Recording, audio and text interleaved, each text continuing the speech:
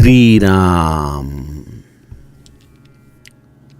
आप सभी के हृदयस्थ ईश्वर को वंदन करते हुए गोस्वामी तुलसीदास रचित श्री रामचरितमानस इस ग्रंथ का जो प्रथम सोपान अर्थात बालकांड का जो हम चिंतन कर रहे हैं, सज्जनों हो, यह हमारा कथा निरूपण क्रमांक 85। हमने पिछले कथा विभाग में प्रभु रामचंद्र ने माता सती को दिया हुआ यह विश्वरूप दर्शन और उस दर्शन के पश्चात माता सती के हृदय का यह उद्विग्नता का प्रसंग हमने गुरु कृपा से समझने की कोशिश की। प्रभु रामचंद्र अनंत ब्रह्मांडों में उसी रूप में स्थिर है, उनके साथ माता सीता और लक्ष्मण भी उसी रूप में हैं। लेकिन हर एक ब्रह्मांड में ब्रह्मा विष्णु महेश और उनकी निज शक्तियां उस ब्रह्मांड में रहने वाले जीव के इच्छा अनुसार अनंत रूप धारण किए हुए हैं। ऐसा अद्भुत विश्वरूप दर्शन सती अपने हृदय में अनुभव कर रही है और उस दर्शन के कारण उनके हृदय में घबराहट सी हुई है। आंखें मूंद कर वो भूमि पर बैठ गई। वह इस विश्वरूप दर्शन को सह नहीं पाई। इसका हमने कारण भी देखा कि गुरु बोध के सिवा यह ईश्वर दर्शन, इसके स्वरूप तक पहुंचना संशयग्रस्त अवस्था में कतई संभव नहीं है। ऐसी माता सती महादेव जी के पास फिर लौट आई है। यहां से आगे का कथा विभाग गोस्वामी जी गाते हैं। सती समुझी रघुबीर प्रभाऊ, भय बस शिवसन कीन्ह दुराऊ। कछु न परीक्षा लीन्हि गोसाई, कीन्ह प्रणाम तुम्हारी नाई। जो तुम कहा सो मृषा न होई, मोरे मन प्रतीति अति सोई। तब शंकर देखेऊ धरि ध्याना, सती जो कीन्ह चरित सब जाना। बहुरी राम मायहि सिरुनावा, प्रेरी सती ही जेहि झूठ कहावा। हरि इच्छा भावी बलवाना, हृदय विचारत शंभु सुजाना। सती कीन्ह सीता करबेशा, शिव उर भयं विषाद विशेषा। जो अब करऊं सती सन प्रीति, मिटई भगति पथ होई अनीति। परम पुनीत न जाइत जी, किए प्रेम बड़ पापू। प्रगति न कहत महेशु कछु, हृदय अधिक संतापु। सियावर रामचंद्र प्रिय हो।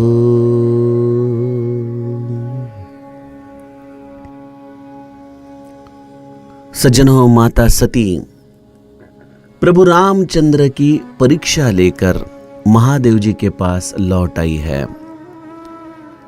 वह गई है दर्शन किसका लेने? गई सती जहां प्रभु सुख धामा। सुख के धाम प्रभु रामचंद्र का दर्शन लेकर माता सती लौटी है, लेकिन आते वक्त दुख, उद्विग्नता और दाह लेकर महादेव जी के चरणों में लौट आई है। अपने सद्गुरु के वचनों का जो उल्लंघन, यह जो गुरु आज्ञा का जो उनके द्वारा उल्लंघन हुआ है, शायद इसी एक भूल का उन्हें यह अंजाम भुगतना पड़ रहा है। गोस्वामी जी कहते हैं कि जैसे ही माता सती महादेव जी के पास आती है तो महादेव जी माता सती की कुशलता पूछते हैं और उन्हें सीधा सवाल, लीनी परीक्षा कवन विधि कहूं सत्य सब बात। हे सती, आपने प्रभु रामचंद्र की परीक्षा किस तरह से ली, मुझे यह सत्य कथन करना। अब देखिए, माता सती के द्वारा पहला जो अपराध हुआ है वह था कि गुरु वचनों पर संदेह, अविश्वास। दूसरा हुआ कि उन्होंने प्रत्यक्ष ब्रह्म की परीक्षा लेने की कोशिश की, और वह भी उनके पत्नी के रूप में जाकर उन्होंने परीक्षा लेने की कोशिश की। हमने एक बार यह सीमा का उल्लंघन किया तो हम इस माया के जंजाल में किस तरह से फंसते जाते हैं। माता सती को महादेव जी ने फिर से एक मौका दिया है कि सती, मुझे सत्य सब कथन करो कि आपने प्रभु रामचंद्र की परीक्षा किस तरह से ली। तो माता सती ने अपने हृदय में फिर से प्रभु रामचंद्र के इस प्रभाव को जाना, डर गई, सहम गई। कैसे कहूं मेरे महादेव जी से कि मैंने किस तरह से परीक्षा ली, क्या कहूं उन्हें। तो स्त्री स्वभाव अनुसार उसने एक ही जवाब दिया, कछु न परीक्षा लीनी गोसाई, की न प्रणाम तुम्हारी ही नाई। हे प्रभु, मैंने कोई परीक्षा नहीं की, मैं केवल प्रभु रामचंद्र के पास गई और जिस तरह से आपने उन्हें नमस्कार किया, मैं भी उन्हें वंदन करके लौट आई हूं। सज्जनों, माता सती ने वंदन किया, उसमें कोई दो राह नहीं है। पुनि पुनि नाई राम पद सीसा, चली तहां जह रहे गिरीसा। देखिए, वंदन करना यह केवल कोई शारीरिक कृति नहीं है। हमारा जो इष्ट है, हमारा जो आराध्य है, वह इस शारीरिक कृति से भी हमारे हृदय के अंदर जो भाव है, उस भाव के आधार से हम पर कृपा करता है, हम पर रिश्ता है। यह कोई नकल करने का शास्त्र नहीं है कि अगर कोई साष्टांग प्रणिपात करे तो हम भी अगर उसी तरह से नकल करते हुए वंदन करने की कोशिश करें तो शायद हम जनमानस को प्रभावित कर सकते हैं, लेकिन हमारे हृदय का ईश्वर यह जानता है कि यह आपके हृदय का भाव नहीं है। साष्टांग प्रणिपात क्या दिखाता है? हमारे हृदय का शरणागत भाव है वो, और साष्टांग इसी में ही अष्टांग भाव है। सब तरह से शरीर पुलकित है, नयन नीर लेते हुए हृदय अत्यंत शरणागत भावना से प्रभु रामचंद्र का, ईश्वर का सुमिरन करते करते अपने इस लौकिक देह को, अपने इस सबसे वरिष्ठ ऐसे मस्तिष्क को अपने आराध्य के चरणों में जब रख दे तो वह होता है साष्टांग प्रणिपात। तो ऐसे शुद्ध भावना से, भाव विभोर होकर यह किया जाता है। तो केवल इसकी हमने नकल उतारी, इसका मतलब मेरा भी वंदन उतना ही श्रेष्ठ है, यह भी हमारा अहंकार है, हमारा अज्ञान है। और माता सती ने क्या किया कि न प्रणाम तुम्हारी ही नाई, मैंने भी आपके तरह ही वंदन किया। चलो ठीक है, माता सती ने भी अपना सर झुकाकर प्रभु रामचंद्र को वंदन किया होगा जैसे मेरे महादेव ने किया है। लेकिन महादेव जी के हृदय का भाव क्या था? अगस्ती ऋषि के आश्रम से निकलने के बाद महादेव जी के हृदय में प्रभु रामचंद्र के सगुण दर्शन की कितनी उत्कट इच्छा थी। क्या इन दोनों स्थितियों को हम महादेव और माता सती के हृदय में एक जैसा ही पाते हैं? नहीं, ये स्थितियां भिन्न हैं। तो इसलिए माता सती ने शायद कृति महादेव जैसी की हो, लेकिन उस वंदन में वह भाव नहीं था। और उससे भी बड़ा अपराध उनका क्या हुआ? कछु न परीक्षा लीनी गोसाई। हे प्रभु, मैंने प्रभु रामचंद्र की कोई परीक्षा नहीं ली। माता सती ने महादेव जी के साथ झूठ बोलने का यह अपराध किया है। हमारे हृदय में बैठा हुआ सद्गुरु हमारे हर विचार को, हमारे हर कृति को जानता है। हम सामान्य जीव है, गलती करना यह हमारा स्वभाव है। लेकिन ऐसी अनंत गलतियां होने के बावजूद भी सद्गुरु हमें कल्याण का मार्ग नित्य दिखाते ही रहता है, क्योंकि वह जानता है कि मेरा यह जीव असहाय है, असमर्थ है। लेकिन सद्गुरु के हृदय से भी ऐसे जीव का स्थान उस दिन निकल जाता है जब अपनी गलतियां को छुपाने के लिए वह प्रत्यक्ष सद्गुरु से भी झूठ बोलने लगे। इसलिए सज्जनों, अपने सद्गुरु को, अपने हृदय के ईश्वर को कभी दंभ के द्वारा प्रभावित करने की कोशिश न करें। मुझे तो ऐसा लगता है कि दंभ यही परमार्थ में हमारे और ईश्वर के बीच की सबसे बड़ी बाध्यता है। उस दंभ का पिता है अहंकार, जो हमें नित्य इस समाज में जिस तरह से हमारी इमेज, हमारी प्रतिमा बनाने के लिए मजबूर करता है, वैसे ही यह अहंकार हमें हमारे हृदय के ईश्वर को भी प्रभावित करने के लिए मजबूर करते रहता है। लेकिन अगर हमें ईश्वर को प्रभावित करना है तो हमें हमारे स्वभाव से ईश्वर को जीतना होगा। और इस प्रभु को कौन सा स्वभाव अच्छा लगता है? दीन बचन सुनी प्रभु मन भावा, भुज विशाल गही हृदय लगावा। विभीषण को प्रभु रामचंद्र ने हृदय से लगाया, वह केवल उसके दीन वचन सुनकर। तो सज्जनों, इससे सूत्र बड़ा सुंदर परमार्थ के लिए हमें मिलता है कि हमारे सद्गुरु, हमारा इष्ट, हम जैसे हैं वैसा हमें स्वीकार करने के लिए नित्य तैयार है। शर्त एक ही है कि आप जैसे हो वैसे के वैसे उसे शरण जाओ।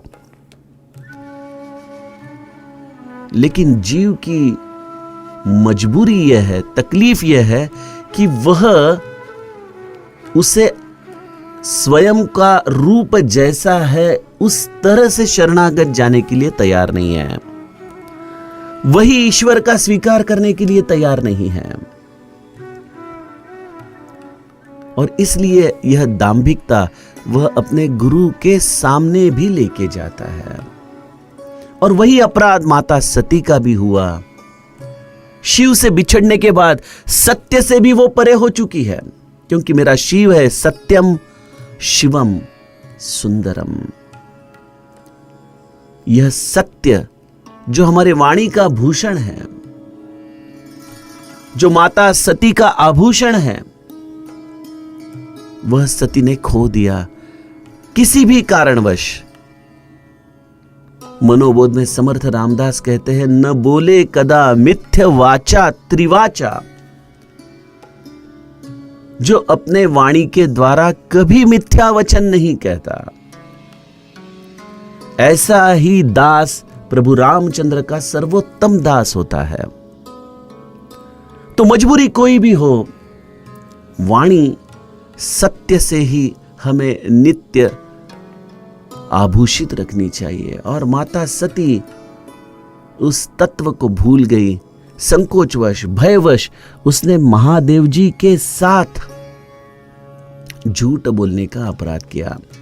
देखिए, यहां पे भी एक मौका था माता सती के पास। अगर वो जाके महादेव जी के चरणों में गिड़गिड़ाकर क्षमा याचना करती कि प्रभु मुझसे बहुत बड़ी गलती हुई है, मुझे माफ कर दो, तो शायद कुछ हद तक माता सती को इस संकट से, इस दुविधा से बाहर निकलने का मार्ग मिल सकता था। लेकिन एक बार जीव मायावश हो गया तो वह शिव से विन्मुख हो जाता है। और शिव का अर्थ है कल्याण।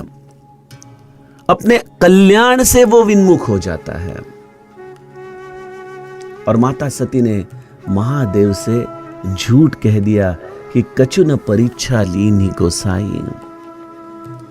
और उसके पश्चात महादेव जी का समाधान करने के लिए और कुछ वचन कहे, जो तुम कहा सो मृषा न होई, मोरे मन प्रतीति अति सोई। प्रभु, मैं तो मजाक कर रही थी। मैं जानती हूं कि आपके वचन कभी झूठ हो ही नहीं सकते।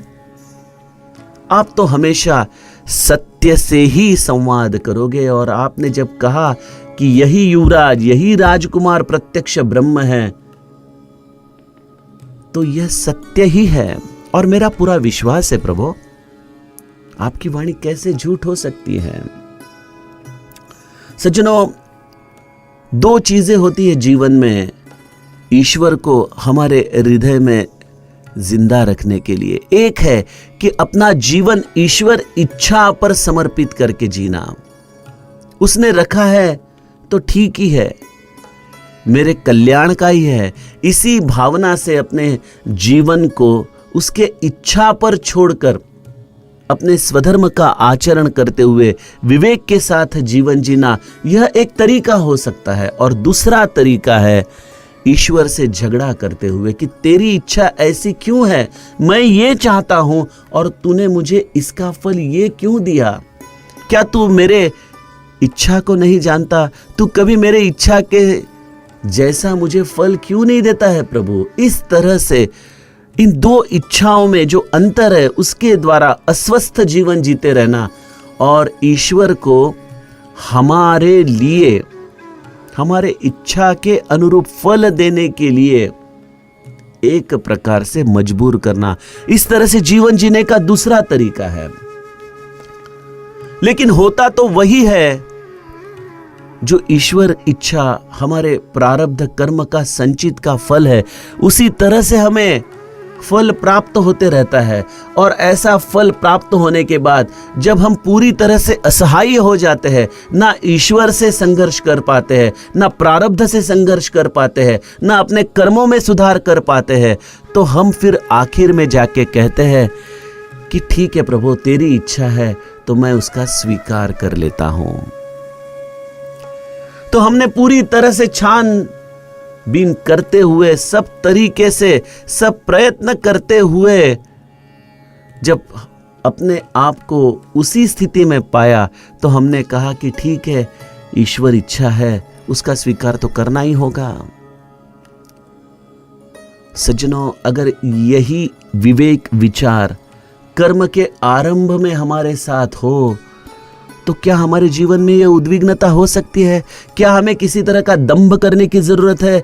क्या हमें गुरु वचनों से दूर होकर जीवन जीने की जरूरत है? नहीं। जीवन बड़ा सहज हो जाएगा अगर हम हर अपने जीवन के इच्छा में ईश्वर का हाथ देखने की हमारी अवस्था बनाए रखें।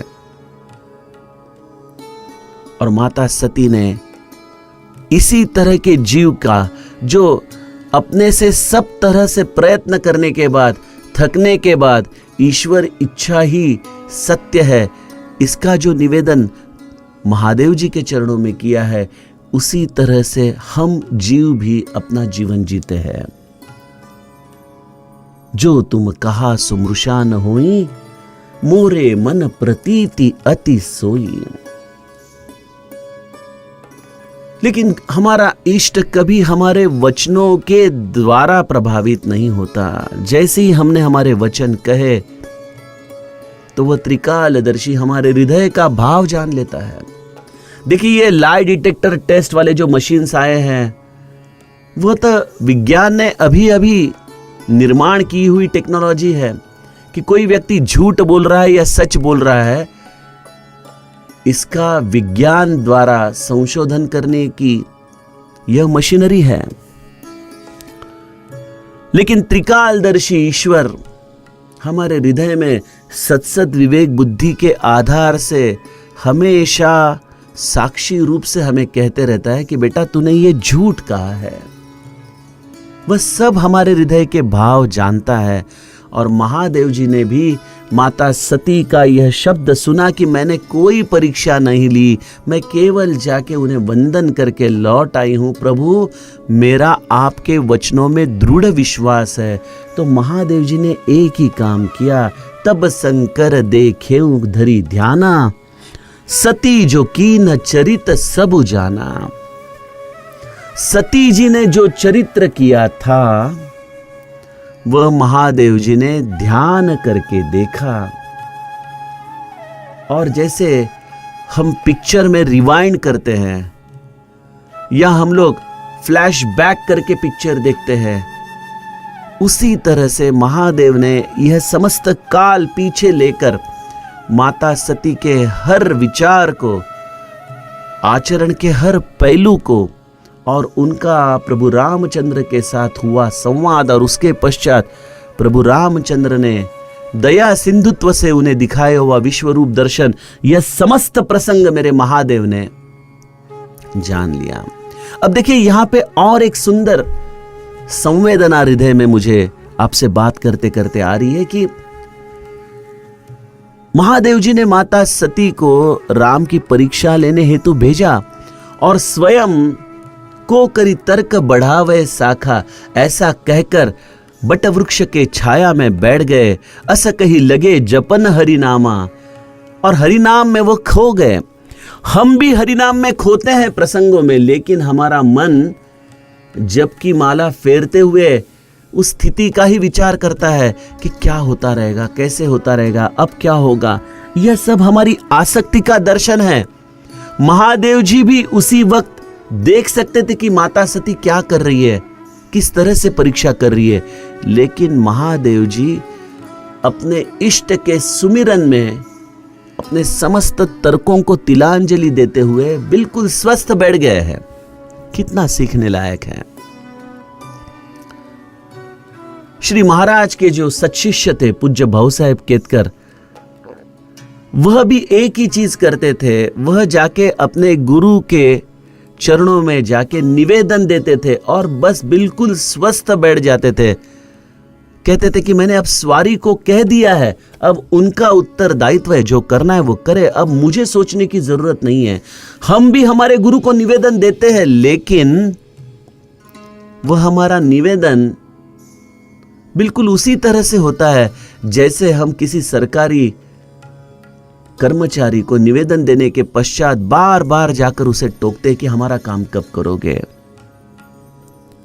एक बार हमने हमारे गुरु के चरणों में निवेदन दे दिया तो हमारा उत्तरदायित्व खत्म हो गया। अब हमें उसके बारे में सोचने की जरूरत नहीं होती। लेकिन हम सामान्य जीव है और महादेव यह प्रत्यक्ष सच्चिदानंदमय ईश्वर है। उसने हमें दिखाया कि किसी ईश्वर के ऊपर अपने भवितव्य को सौंपना क्या होता है। अस कही लगे जपन हरिनामा।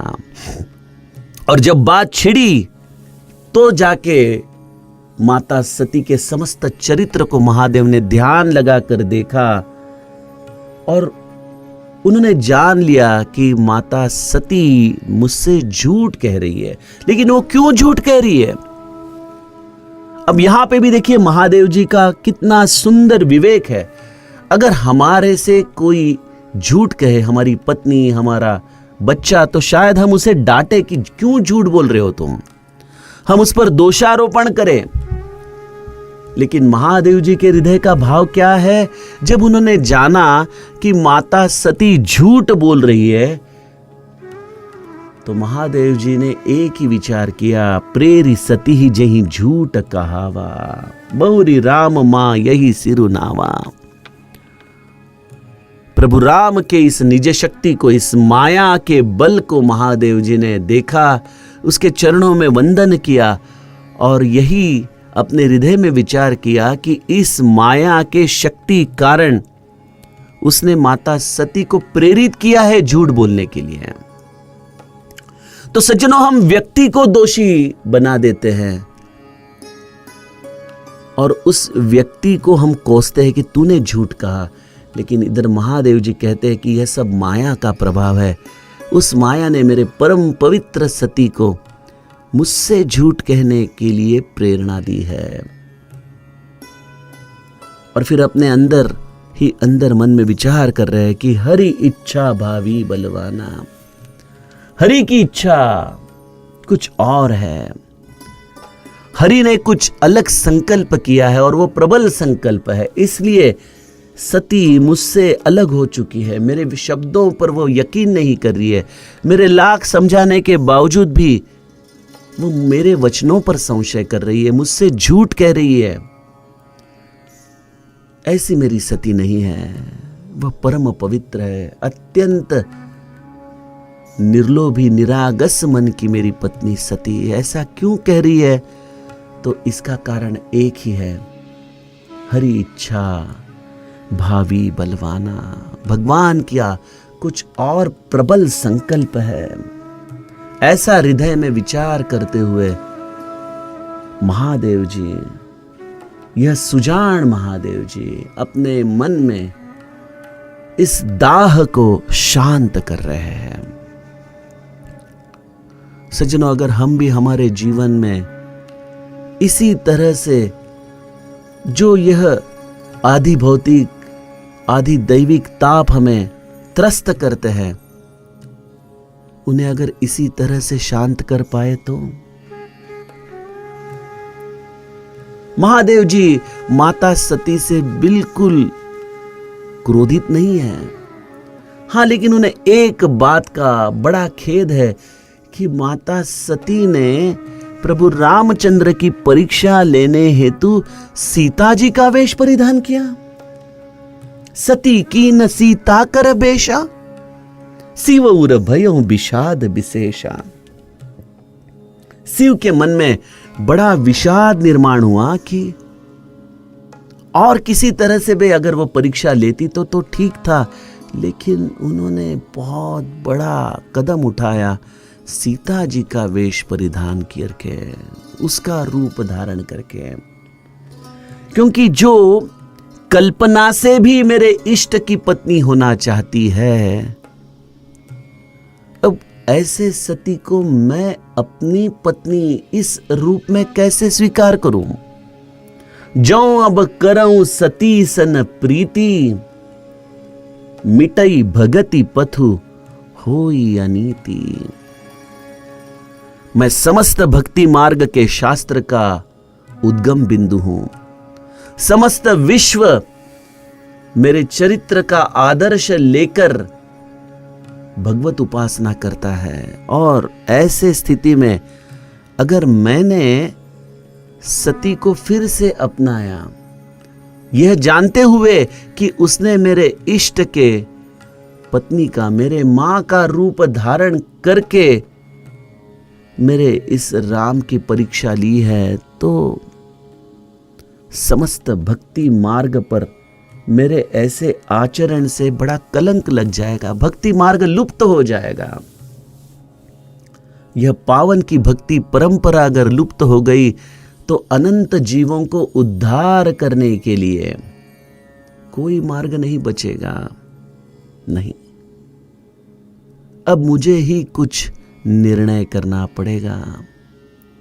क्या करूं मैं?